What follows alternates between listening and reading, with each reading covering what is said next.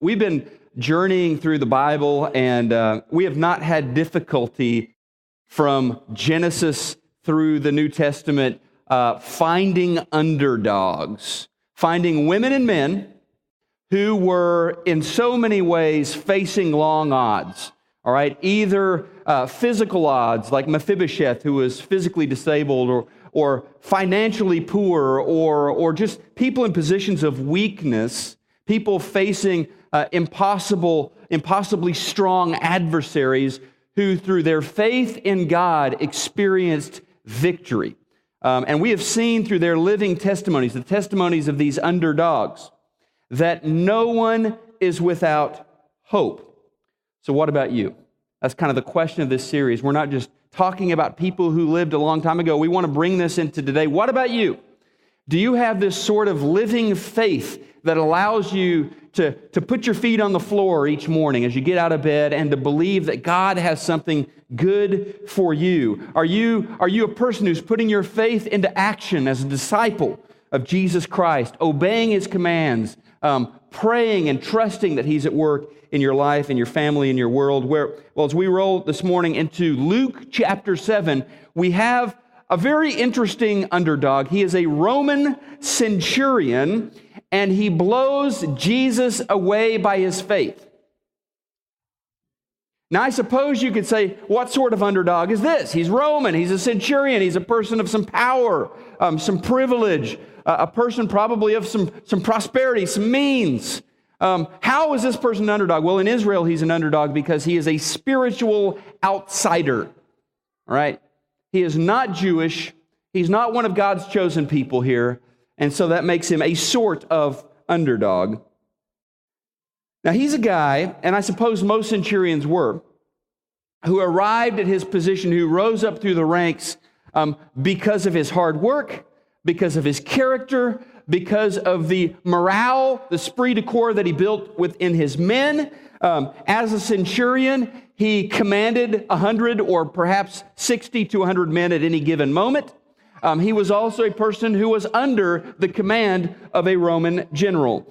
He may have had money, but he wasn't privileged, as I said. He was somebody who didn't inherit his wealth or his title, but he had to earn it through his years in the Roman legions.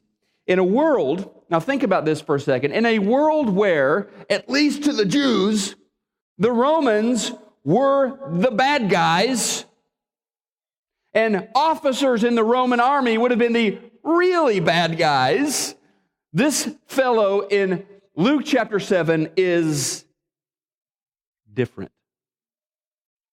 He did not believe in using indiscriminate violence against those he was over. He did not extort money from the Jewish people.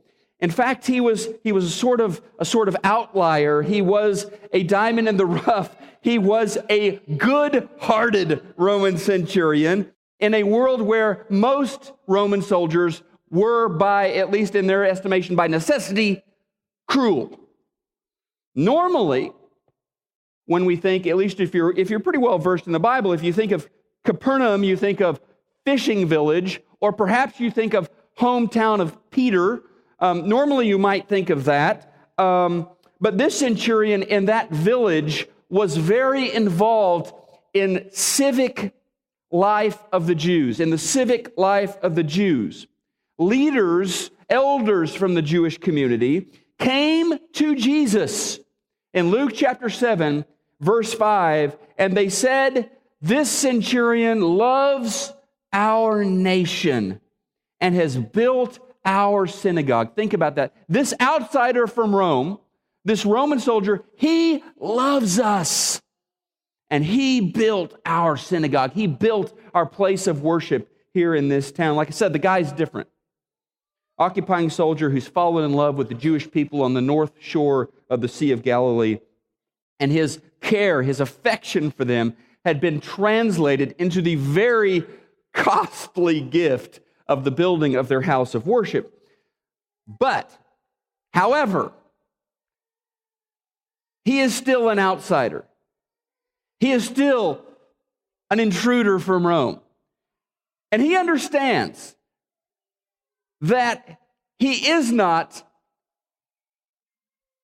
one of them. He is not a Jew. And no amount of do-gooding, no amount of synagogue building will make him one. So he asks, this Roman centurion asks the Jewish elders, would you go on my behalf to Jesus and ask him for a huge favor for me? The Lord had finished a long day of teaching and healing, and he was finishing up his rounds, coming into the village of Capernaum, most likely going to have dinner at Peter's house, spend the night at Peter's home as well. As he comes into town, these Jewish elders approach him, they surround him, and they are pleading on behalf of their friend, the centurion. They say, we know a Roman captain. He has a servant that he loves very much.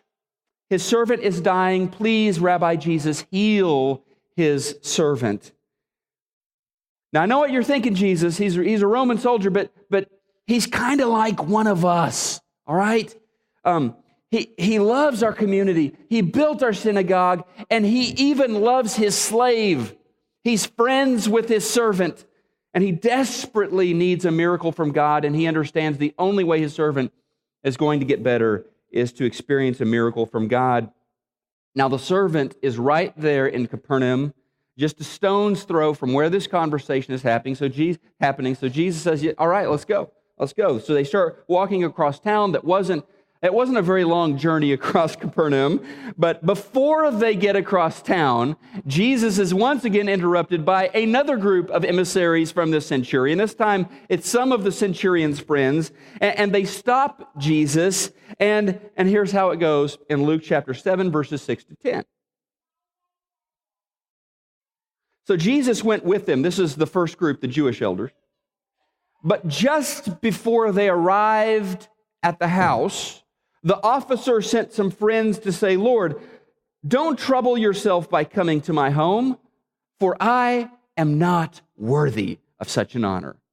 I am not even worthy to come and meet you. Just say the word where you are, and my servant will be healed. I know this.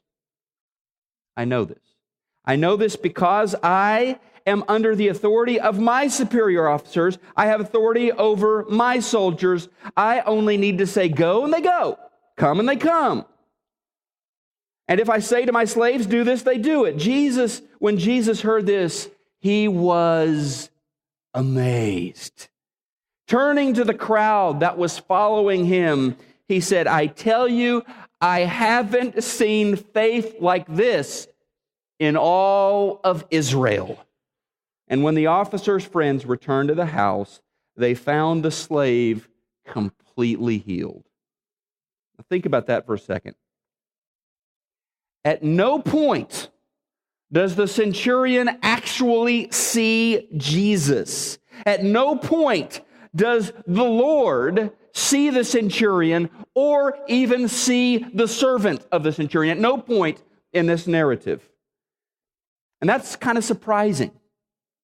What's even more surprising is that according to this account, in verse 3, the centurion had never at any point seen Jesus or witnessed a miracle of Jesus. Now that's faith. We should be surprised by this. At least, according to the text, Jesus was. Jesus was quite surprised by this. So why did the centurion keep sending friends? Why did the centurion keep sending other people to talk to Jesus, other people to ask Jesus on his behalf? Why doesn't he go personally? Is he embarrassed to be seen with this Jewish rabbi? Is that what's going on here? Well, it's not. It's not because of that.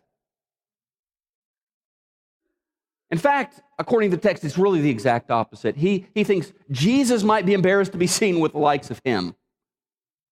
I mean, a Roman soldier showing up, perhaps with an escort of guards or whatever, he thinks Jesus deserves more than that. Jesus would not be honored in that kind of situation.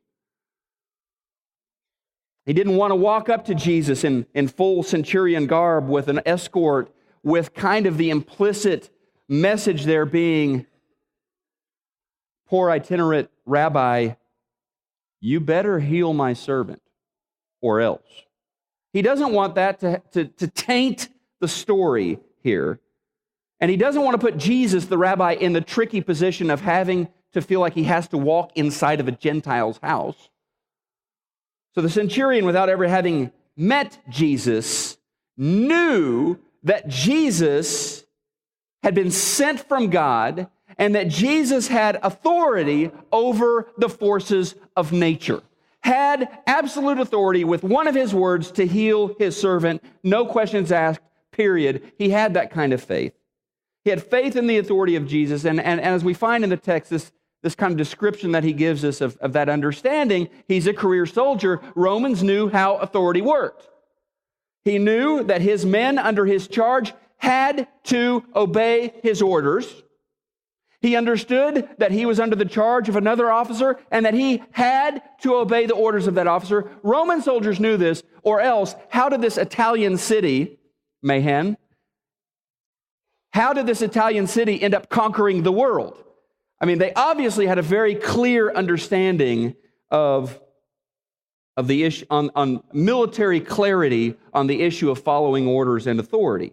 So the centurion has this faith that amazes Jesus. The soldier understands that Jesus doesn't even need to touch his servant, doesn't even need to walk in the same house as his servant, doesn't need to perform a complex enchantment or ritual, that the power of Jesus is not magic. It is an issue of God-given authority. The centurion understands this.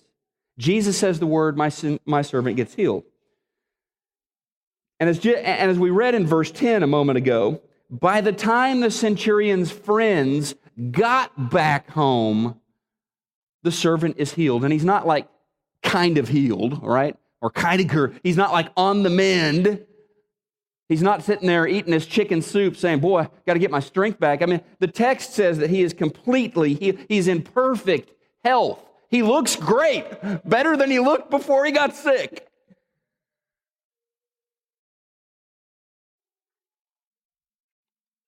Now, this story gets my attention really principally because this man's faith amazes Jesus. Amazes Jesus. It gets my attention because the centurion wasn't even Jewish. It gets my attention because of how he understood how things work in the spiritual realm. It gets my attention because I see a kind of faith here that is simple and real, simple and grounded in an understanding of who Jesus is. So I ask myself, do I want a faith that pleases Jesus, that amazes Jesus like this? Of course I do. Do I want a faith that accomplishes things, through my trust in God, accomplishes things like we're accomplished in this story? Of course I do.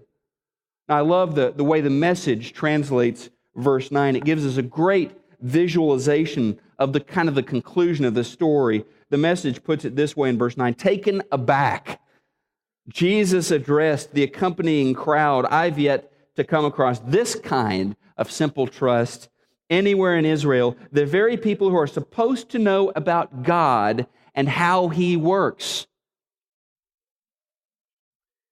Now, I can think of a few things I can think of very few things, perhaps nothing in Christianity, that is more important than faith. All right? I mean, the Bible tells us that in Hebrews chapter 11, without faith, it is impossible to please God. In Ephesians 2, verse 8, it says, we are saved by faith. In 2 Corinthians 5, verse 7, it says that we, as disciples of Jesus, we walk by faith. We live by faith. Right? Now, as I was thinking about it this week, I hope you'll enjoy this, and I hope it helps you to understand, as we think about authentic, genuine faith, and as we think about some other lesser versions of faith that were offered, I hope this helps you think about this a little bit. We're going to play just some really short clips some really short song clips to kind of make this point. If we have any U2 fans here, you will certainly recognize the song. Probably most everyone will recognize the song. I still haven't found what I'm looking for.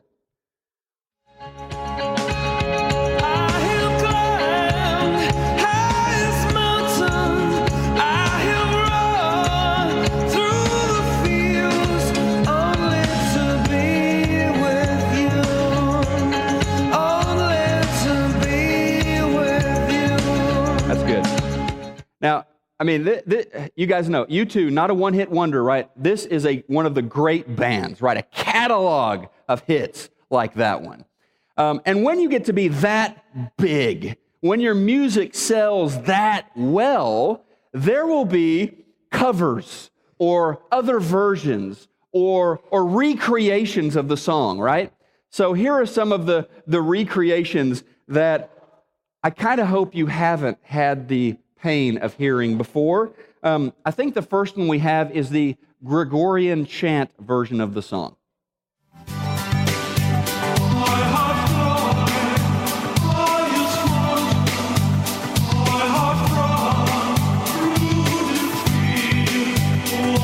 Please. That's plenty. That's plenty of that one. Or perhaps the angel voices rendition of the song. Angel voices.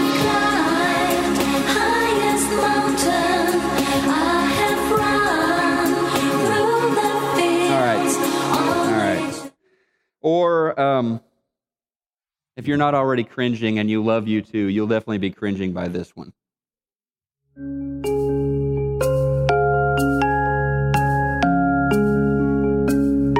Wow.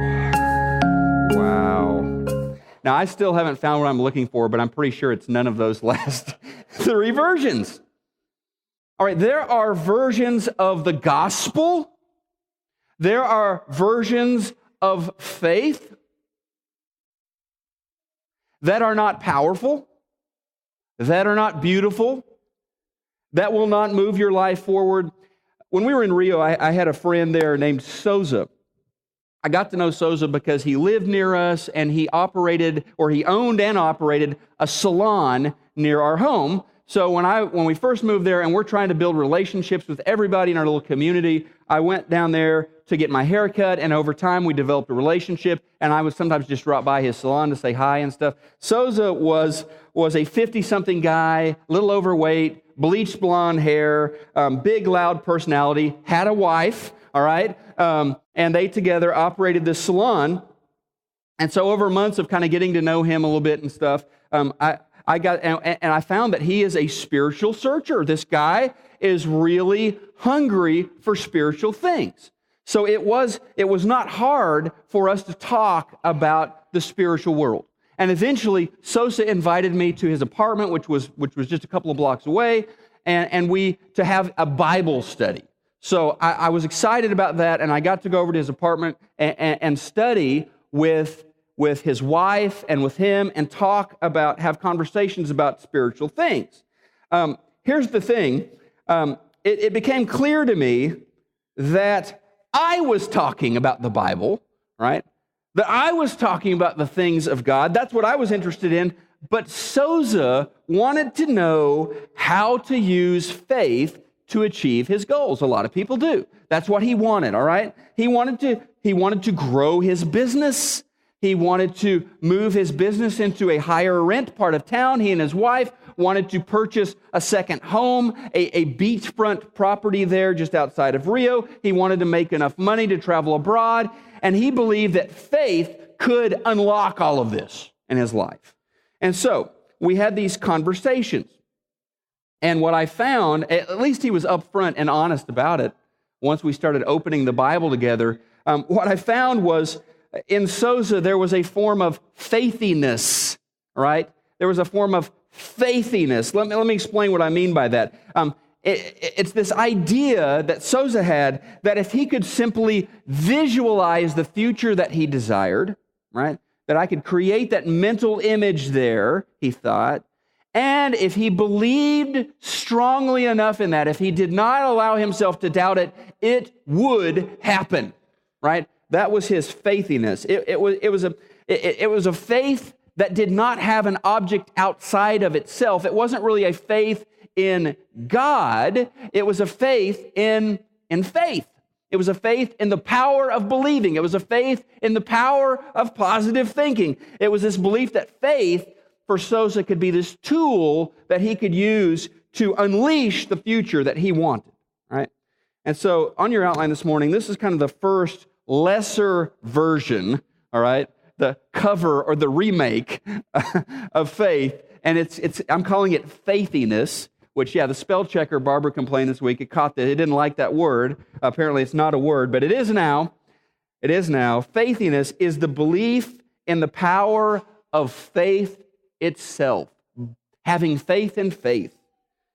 Real faith, this is kind of the idea. Real faith means believing so hard that what I imagine springs into being. It doesn't require much of you. It doesn't require obedience to God. There's not a prerequisite of having a relationship with Jesus. It doesn't require you to yield to the promptings of the Spirit. It doesn't require a life of yielding to the Word of God, of the Word of God having authority in your life. In fact, faithiness it just doesn't really need God, honestly. It's a faith in faith itself. And that is not faith in the Bible, all right? Here's another version of faith, and it is blind faith. I'm sure you've heard that phrase used before, blind faith. He or she has blind faith in so-and-so or in this or that. This is kind of the idea of blind faith. It is believing that the blinder the leap, the more faith you have. The blinder the leap, the more faith you have. Real faith means believing on little or no evidence. You might remember from Indiana Jones and the Last Crusade, great source of theological knowledge. Indy, at one point toward the end of his journey to find the Holy Grail, comes into this great chasm, and there is no apparent bridge across the chasm. He must simply step out into the air and believe that he will make it across, and there is this line in the movie. Faith is a blind leap into the dark. The blinder the leap, the greater the faith, right? That's kind of the idea in a nutshell of blind faith. But that's not the kind of faith the centurion had. Although he had never spoken to Jesus, never met Jesus, this isn't his faith because he had compelling information from reliable sources that led him to believe that, in fact, Jesus was from God, and that, in fact, Jesus had authority over the sickness of his servant. Faith is not about having no rational belief. At least biblical faith is not that. Now, lest we slide into the next version, let's talk about the next version, which is kind of the other side of that. Empirical faith. Empirical faith. That means hard data, hard science, material, physical evidence. Empirical faith. Believing in something because it makes sense. Real faith means deciding based on the best available evidence. Here's essentially how it works. Empirical faith says, hey, we all have to take some leaps, right? We don't know exactly how X, Y, or Z is going to work out, so we have to make that leap. But first, we gather all of the evidence possible. Like this week, my wife and I are going to travel out to Malibu for the Pepperdine lectureships, and we're going to go by plane. And it's kind of like thinking, well, we studied train travel and car travel and air travel, and based on data over the last 20 years, we decided that the most reliable form of transportation for us is to catch an airplane out of DFW. So empirical faith says that that's kind of the calculation that we make, but at some point we have to make that step. This probably makes a lot more sense to you than the other versions. However, it is not biblical because the Bible says that God is spirit. God is spirit. All right, there are physical manifestations of God. We see physical reactions and realities in our universe that we believe were caused by God, but He is a spiritual being, which means we can't necessarily test Him using a microscope or using a telescope, that we can't simply use. He's not materially testable in ways that a bacteria might be, right? God's not like that. All right, here's another version of faith. It's irrational faith. I've actually run across this one before. Some people think this is what faith really is. Irrational faith. It is believing that the more irrational the faith, the stronger the faith, right? Real faith means believing despite the evidence. Remember, blind faith is I have no evidence, and I'm going to go ahead and step out. That's what faith really is. Irrational faith says, no, there's plenty of evidence. It all points in this direction, but I'm going to go the other way. All right, that's kind of what irrational faith believes about what real faith is. It's kind of believing in spite of the evidence or believing against the evidence. And then we see the faith of the centurion and the faith of Scripture. This is biblical faith, the last kind of faith, biblical faith. It is believing in the living God revealed in the Bible. Real faith means trusting that the invisible God is at work in my visible world. Believing that the invisible God is at work in my visible world. That should sound something like the first couple of verses of Hebrews, that there is an invisible God at work in the world. Faith believes that. In Luke chapter 7, verse 9, it goes like this from the Message. Taken aback, Jesus addressed the accompanying crowd. I've yet to come across this simple trust anywhere in Israel, the very people who are supposed to know about God and how He works. You see, Jesus is making it very clear here. Here's the Roman. He's a centurion. He's an outsider. He's a non-Jew, but he understands and he exercises biblical faith in a way I'm not even seeing in God's chosen people. Jesus makes that point. The guy's a career soldier. Let's just be real clear. He is not head in the clouds. He is not listening to the angel voices version of the song. He is not new agey. He is a soldier. He is not naive. He doesn't go around believing everything he hears. He is battle-hardened in the real world. He has an appreciation for the way things work in the real world. And with that, he knew that there was more to the world. There was more going on than the five senses. There was more at work than what he could hear, taste, touch, feel, and smell. That there is God at work, and you have to have a sixth sense, faith, in order to operate in that realm, in order to partner with God. And so this is the centurion. People of faith, real, genuine, biblical faith, don't practice faithiness. They don't believe in the power of believing. No, they believe and trust in the living God revealed in Scriptures, the God who is at work in the visible and invisible realms. And they experience Him. It is not a naive trust. It is not a blind trust. It is a trust built on a relationship, a father-child relationship. And it is a trust built on real experiences of the faithfulness of God in difficult circumstances. And sometimes, thankfully, in good and wonderful circumstances, the believer, the person of faith, has walked with God, and they have seen Him at work, not just in the Bible. They have seen Him at work in their life. God is at work among us. Jesus is at work among us. Will you put your faith in Jesus this morning? Will you put your faith in the work He has accomplished for you on the cross? Will you put your faith in the plans He has for your future?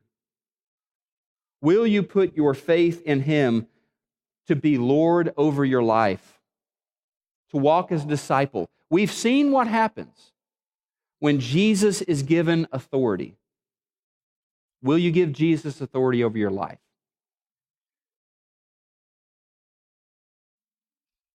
Will you put your belief into action by confessing your faith in Jesus, by being baptized into Jesus and beginning to walk with Him?